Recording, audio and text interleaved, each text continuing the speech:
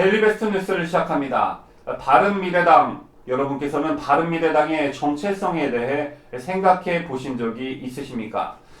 자, 과연 바른미래당은 중도를 표방하고 있는 당일까? 또한 중도 정당이라면 우파에 더 가까운 정당일까? 아니면 좌파에 더 가까운 정당일까?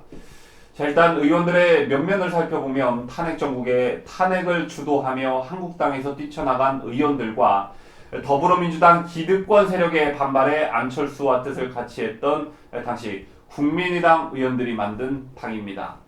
자, 그런데 이 바른미래당의 요즘 행보가 그야말로 그 속내를 모를 지경에 이르고 있습니다. 자, 특히 우파 성향의 국민들 입장에서 보면 얄미운 짓은 저 혼자 다 하고 있습니다. 자, 일단 요즘 이슈의 정점에 있는 이른바 양승태 전 대법원장 시기의 재판 거래 의혹을 전담할 특별재판부 설치와 관련해 바른미래당이 애매한 스탠스를 취하고 있다는 점입니다. 여러분 인지하고 계시다시피 특별재판부 설치라는 것 자체가 위헌적 발상임과 동시에 삼권 분립의 근간을 흔드는 매우 중대한 사안이라는 것은 이미 알고 계실 거라 생각합니다. 자, 이와 관련해 자유한국당은 반대하고 나서고 있고 반면 더불어민주당은 찬성 입장입니다. 그런데 이와 같은 양당의 찬성과 반대 입장에 대해 바른미래당이 민주평화당, 정의당과 함께 찬성 입장을 보이고 있습니다. 홍영표 더불어민주당 원내대표, 김관영 바른미래당 원내대표, 장병완 민주평화당 원내대표, 윤소아 정의당 원내대표는 25일 국회 정론관에서 공동 기자회견을 열고 초유의 사법농단 사태를 공정히 처리하기 위해 특별재판부를 설치해야 한다고 말했습니다. 자, 이어 여야 사당 지도부는 현행 재판부에 의한 재판으로는 공정한 재판을 기대하기는 어렵다며 이 때문에 사법농단 사건에 대해서는 특별한 절차를 통해 재판 사무분담을 진행해야 한다고 말했습니다. 자, 이들은 11월 정기국회 법안 통과를 목표로 한국당을 설득해 나가겠다는 입장입니다. 자, 그러나 이날 제기된 특별재판부 설치 공동 추진에 대해 삼권 분립의 한 틀인 국회가 위헌 소지가 분명한데도 이를 추진하고 있는 것에 대한 우려의 목소리들이 쏟아지고 있고, 자, 표면적으로는 현직 법관들을 꾸린다고 해도 국회가 법원의 재판부 구성의 특정 이념 정파의 시각에서 위원회 추진이라는 방식을 들여 간섭하는 것은 매우 위험하고 선진국에선 전례가 없다는 주장들도 나오고 있습니다. 자, 현재 특별재판부 구성에 합의한 야 4당의 의석수는 총 178석입니다. 여기에 범여권으로 분류되는 무소속 민중당 등을 포함하면 국회 선진화법에 명시된 마지노선인 180석을 상회합니다. 자, 그래서 바른미래당의 스탠스가 중요한 상황입니다. 다만 바른미래당 내에서도 이현주 의원과 지상욱 의원 등이 지도부의 특별재판부 합의에 공개 반발하고 나서는 상황이어서 조금 지켜볼 필요성은 있어 보입니다. 자, 이와는 별개로 또 하나의 바른미래당이 보여주고 있는 이상한 스탠스가 있습니다.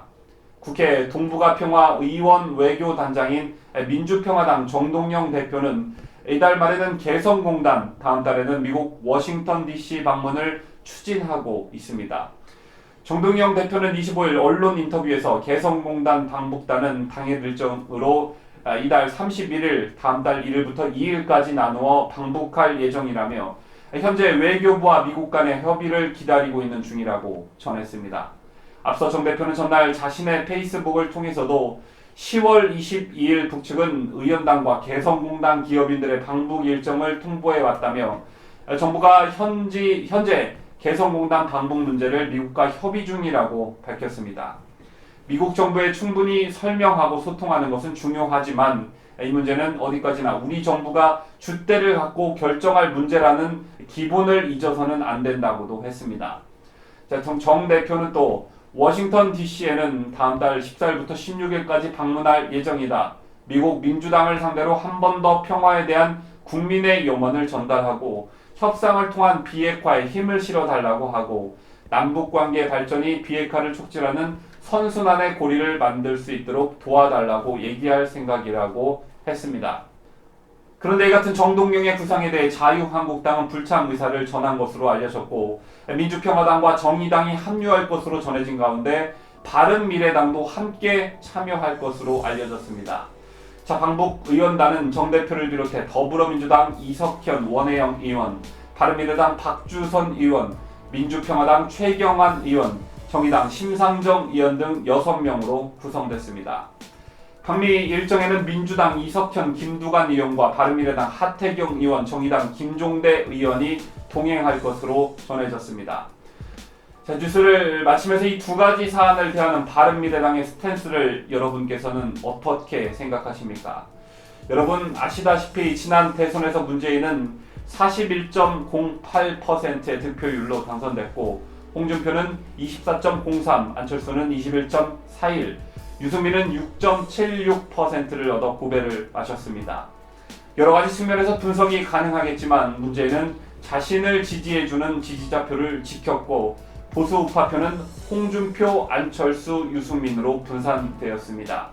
자, 그런데 대선이 끝난 지 한참 된 지금 이 시점에서도 바른미래당은 선명하지 못한 정체성을 유지하고 자와 우에 발을 담그며 분탕이란 분탕은 지네들이 다 하고 있습니다. 자, 물론 그들이 중도층을 대변하는 유일한 정당이라고 지지하고 계시는 국민들도 계실 테지만 우파 성향의 국민 입장에서는 이렇게 사안사안마다 분탕을 치고 있는 바른미래당을 보는 신경이 그리 편치 않다라는 것은 부인할 수 없는 사실인 듯 합니다.